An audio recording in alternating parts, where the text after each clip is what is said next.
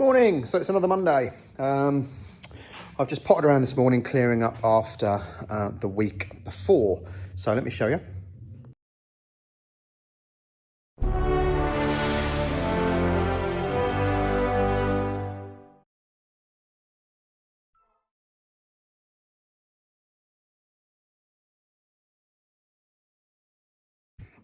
So yeah, first off, got the Range Rover Classic body back there, so we can get round it and start working on it. We need to strip off the rear quarters, strip out the inside completely and make a start on that.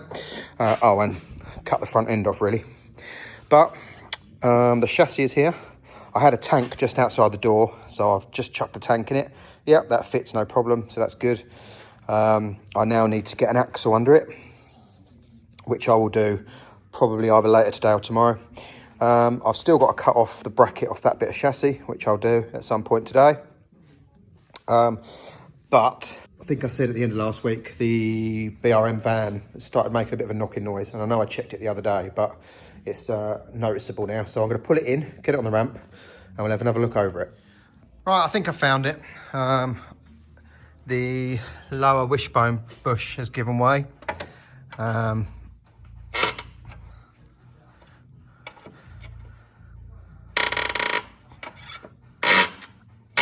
There you go. You can move it backwards and forwards. So that must be the noise I can hear. Because if you go on this side, you can't move it at all. So the bush is still in the wishbone. So the noise I'm hearing, I think, is that moving. So I think that's what it is. I'm trying to...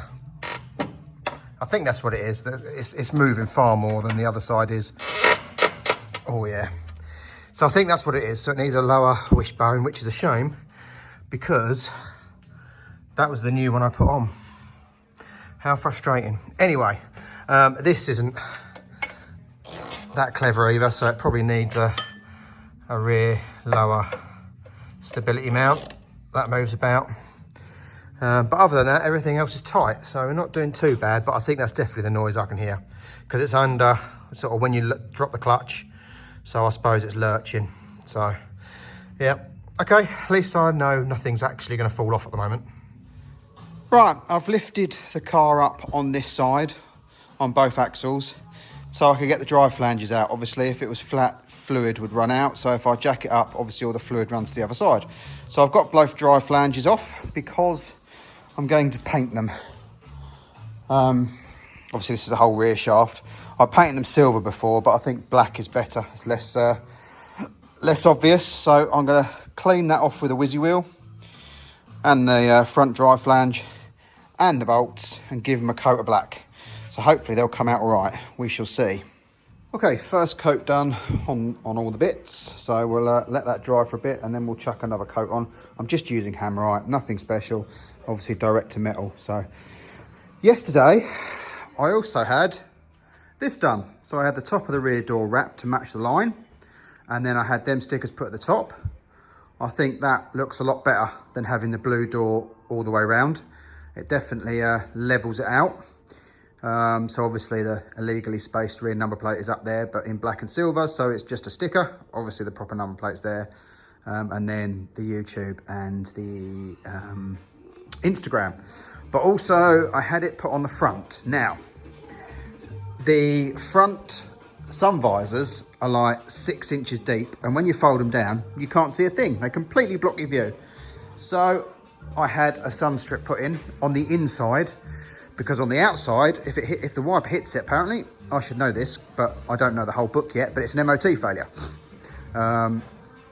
It seems to be, if the wipers touch it, then it fails. But if it's on the inside and the wipers don't touch it, then it doesn't fail. I'm not sure how that is. I'd need to look that up myself. But at least with it inside, the wipers aren't going to take the sticker off. So yeah, so it's a sun strip inside, 3 inches deep, so I can still see perfectly clear, and it also obviously stops the sun glare, and I haven't got to use the internal visors and like duck right down to try and see past them. Again, the Instagram and the YouTube, and I think that looks quite smart as well. So yeah, we are getting there with it. Another job I need to try and do today or at least this week, is get these off and put the new ones on. But I tried the other day, and that screw in there is seized to the aluminium. It won't undo it, just rounding, so it's got to be drilled out. Joy. So that's a lovely job I can't wait to do. But I'm going to let that paint dry, and we will put another coat on. So my next job, I've got the Discovery 2 rear axle out the barn. So I'm going to lift the chassis up and put it under and make sure it all clears. Right, so as suspected, the Watts linkage does hit the tank support. So the Disco 2s have one that comes up here, as you can see, where it's rubbed before. I can't remember what's underneath. I need to look it up. But yeah, we need to remove the original tank's tank support. So yeah, this is why we need to do a dry fit, because obviously when it's on air or even going over a bump, it's still gonna hit it. I mean, I know if the front comes up, it'll probably maybe rotate. No, it'll just rotate that into it more, won't it? So yeah, that definitely needs to go. Okay. Right, so with the tank out the way, or tank straps are out the way and the tank, it still hits that bracket, so I'm going to chop that off. It's obviously only welded lightly on there, and then we'll see how it sits, but I think we might have to notch that cross member to make sure that there's no catching on droop, especially when the airbags air out. So I'm going to cut that off now. Let's see what we're left with. With the tank mount out the way, it does come down a lot further, but it's still not quite at the bump stops, and it's touching. So we're going to have to notch that cross member. Not the end of the world, not the end of the world at all. We just have to work out another, either modifying that tank bracket so that it fits underneath that, or we get the original Disco 2 one, which instead of mounting inside the cross member, mounts underneath. Hang on, let me show you. It mounts there, just behind the tow bar mounts. But again, I'm not sure if that's going to encroach in any way. So I think I'll probably be, as we've got to notch that anyway, it might be better just to modify, or sorry, notch that on the other chassis. It might be better just to modify it and go from there. Right, there we go. I've cut a slot out, and now it is on the bump stops. I might go a little bit taller. I'll wait and see what Mr. Welder says when he comes and redoes it. But obviously, although I have cut that on the wonk, but we might be able to just put that the other way round and weld it in there. So yeah, so that's that. It is now sat on the bump stops, as you can see. All right, they're clocked 90 degrees, but they're in there. So yeah, so that is now down as low as it will go. So next job is get the fuel pump bracket off of that chassis over there, and then that's that done. And then what I'm going to do is I'm going to cut this in half. I'm going to bolt the back up, drop the tank in, and then we'll offer the other bit up to where, you know, to underneath. We might be able to put some weld some nuts in there now while it's open before it goes back together, and then yeah, shorten this down, see what needs to come off, and then weld it together. That's what I'm gonna have a go at, so let's get on with that. Okay, I think I've sussed it. So I've chopped the tank guard off, cut it in half, and as you can see, it overlaps to here at the minute. I've just put some mole grips to hold it together. I drilled under here temporarily just to put a cable tie on. Obviously I've cut this wonky, so we need to fix this. But with that in there and that open, if we put a plate in there, weld some nuts in, drill some holes, that will be self-contained. And I'll let it down and show you. And there you go, it clears it absolutely fine. So that's that resolved. Yeah, happy with that. What a result. So yeah, now that's cut open, we can weld obviously a bit more structure in the bottom. I've cut a bit too much out, but it can be welded back in. And then put some nuts in, and then job's a good one. Right, so that's that little debacle sorted. Right, whilst we were at one of the shows, I saw a Land Rover with a modified cubby box, and I thought, that's a bloody good idea. So normally, obviously, the bit of wood comes down there, and you just got your cup holder. So you've got this empty bit of space right under the cubby box. What they've done is taken that out and put a bit of wood straight down and left this open. So you've actually got a tray to put stuff in. So that is what I'm doing. So I've separated my leather. I've removed the bit of wood out there. So I'm just going to go and find a bit of wood that sits in here and goes down, and then we'll screw it in. And then we'll try and get this leather all back to where it needs to be. And then hopefully we'll have a little tray. So that's the plan for today, as well as waiting for paint to dry, because I'm just painting the hubs. There we go. We have our new extra space in the cubby box. So obviously I'll have it retrimmed all at some point when I've decided what seats I get, but at least it's there to give an idea. So we've still got our normal cubby box. Then we've got the extra bit in there, so we haven't got to keep using the cup holders as storage. I saw that at the Beaver Land Rover show in one of the foreign trucks, and I thought it was a great idea. So yeah, there we go. So that'll do for now. And then when it gets retrimmed, when we decide on the seats, I'm sure it will finish it off. I've got both sides hubs done in black. Just tightens it up because the silver was starting to chip, so you know, tightens it up a bit. Also got, where are we?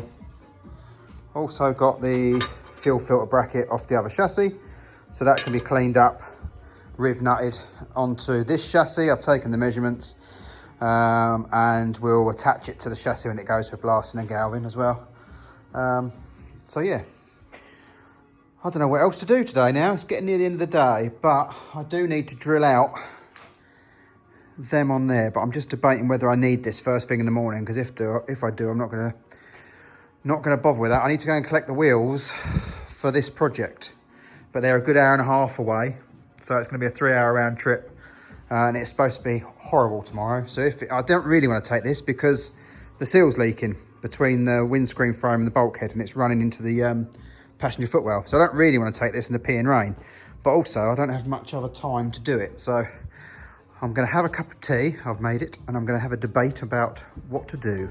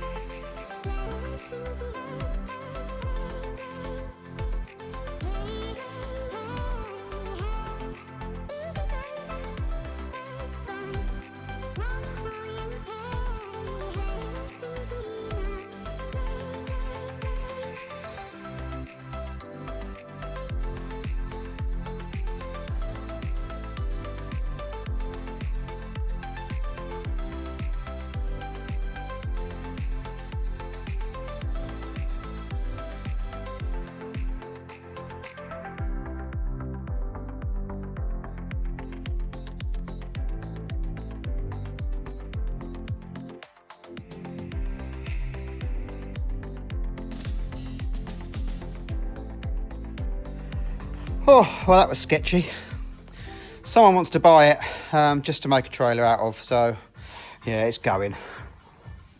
Can't keep it forever. I'd rather have the money in my pocket than this sitting in the, well, hanging from the roof. But yeah, sketchy was an understatement, but it's down. Right, so as you can see from the mess, I have drilled the top one out. Went in with a 6mm, then a 10mm, then a 12mm, and it's taken it off. And I've undone the other bolt, so I'm hoping this will come off now. I'm going to do it with both hands so I don't drop it and damage any paint. Right, I've used a ratchet strap to pull the roof up to the roll cage. It won't go anymore, it's touching the roll cage, so that is as high as I'm going to get it. But I can pull that seal out, so hopefully we will have enough room. Right, I have a problem. I found two things between the windscreen and the bulkhead. First off, this thing. It looks like a key lock holder cover. I don't know where that's come from. And a bloody spanner. What the hell? Although the dog's in the way, the tank frame holder support has been welded up. And then I'll take my health and safety into my own hands here. Ooh. And the notch is almost done. Just got to do that fill in. And then we'll try the axle back on and make sure she's good to go. But getting there. So whilst all the chassis work's been going on, I have fitted the new blocks. I've had the new seal in. It wasn't a very good quality. It come from Embra, which are series Land Rovers parts specialists, but it didn't fit very well. But It's in. I've used a bit of silicone as well, just to see if that helps. And then I ratchet strapped the roof down while I did them up. So I'm hoping it's got a good seal, but we won't know until it rains. So that's another job ticked off. Also, I fitted the original door card back on temporarily. And obviously I've had to put this on the outside. The later door cards are fatter, so they cover all this. But obviously I don't know how well it's going to fit with this. So this might need modding when I get one. But for now, at least I've put that on. I know that's external, but at least the door card's on. So that's another little job just for now. And the chassis is done. As you can see, it clears nicely. We've got loads of room. It's sitting on the bump stops. So, and we've still got another inch to go. So in the event the bump stop falls off and a bag blows or something, it'll hit that. It will hit that, but you know, at least we've given it a bit more. The only thing is the tank is a little bit proud. I think it might, because obviously you can see it's still a bit higher off the chassis. So I think what we need to do is just space the cradle out. What I'll do is I will undo the cradle, lower it down, and then see if the tank drops in anymore. And then, yeah, so that we just need that extra bit so it rests on the chassis there, and then that's done. So that's the next job to try. Right, there we go. I've dropped the tank guard down by about an inch, and we're now sitting flush. I can't get my fingers under there. So that's where it needs to be. So I just need to obviously get some spaces in there. I'm just about to drop it on the floor and make sure that it still clears with it down low. And there we go. No problem clearing. So yeah, that's the easy resolve. So we are good. I think all we need to do now is have these body mounts off, because we don't need those anymore. And that tray that holds the air compressors. And I think we're done. It can go off for blasting again and then to galv, and I probably won't do it just yet. I haven't quite got the funds available to blast and galv all at the same time, because obviously you don't want to blast it and then wait before galving, because it will go like this. We don't want to do that. So it might have to wait a little while, or we might bash it on the credit card. We'll see. But anyway, that's enough for today, I think. Time to go home. I am waiting on a delivery that's due, well, now. It should have been here in the last hour and a half or the following half hour. So I've got half hour till that window changes. So I don't think they're going to turn up today. But if it does, I will show you. Right, so yesterday's delivery that didn't turn up had turned up today and was on my doorstep when I got here this afternoon. And that is the engine for the smart car. There was two available on eBay. One was 40,000 miles, but it did look like it'd been through the sea. It was completely filthy and everything was sort of rusty. He reckoned 40,000 miles and he wanted 500 for that, plus 60 quid delivery. Although he did make me an offer of 500 quid delivered. Anyway, this one was on eBay from Cinetic, the big breakers, with a 3-month warranty. The car had 30,000 miles and it was still fitted at the time, so it was a runner. And I had an eBay voucher, so I got this engine delivered for 495. So yeah, pretty much the same, but lower mileage guaranteed, and from a big breaker. So hopefully we can go with that. But the reason I haven't been here today is because I've been to pick up my new wheels for the Range Rover project. A set of P38 Mondials, or sorry, Disco 2 Mondials, should I say. But also fit a P38. So they are, there's three black and one silver. Two have got tyres on, but we'll take the tyres off. We'll have them all redone in silver. I don't like black. So that's that. But they also come with a set of VW to Land Rover adapters, because they were on a Passat or a Caddy or something. So a set of these is normally about sort of 300-400 quid. I won them on eBay with these for 100 quid. So it was worth the 3-hour round trip to go and get them. So I'll stick them on eBay, see if I can get my money back. Or worst case, the fuel that costs to go and get them. And then I've got a set of wheels for 100 quid. So yeah, so that is Friday done. But I've got one more job, I think. Okay, the last job of the day was to go and visit that diesel smart car that I've had a few times. It's now got the dreaded 3 lines as well. So that also needs a clutch actuator. But because next week I'm fairly busy away doing stuff, which you probably will see at some point, it's going to be the week after. He's going on holiday anyway, so he doesn't care, so he's just told me to get on it when I can. So I'll have to order another one of those. Typical that I just sent one back, isn't it? Otherwise we could have had it done in 20 minutes, but never mind. So I think that'd be it for this week. I'm going home now. I'm going house shopping this afternoon. Say shopping, renting. I'm going to look at a house to rent because our landlord's selling ours, so we've got to move out. So have a lovely weekend. Like, subscribe and share. And next week, as I say, I'm going to be busy away from the workshop, and at the minute I'm in talks about filming it for YouTube, so stick with me and hopefully I will let you know. Have a cracking weekend. Like, subscribe and share, and I'll see you in the next one. Cheers guys.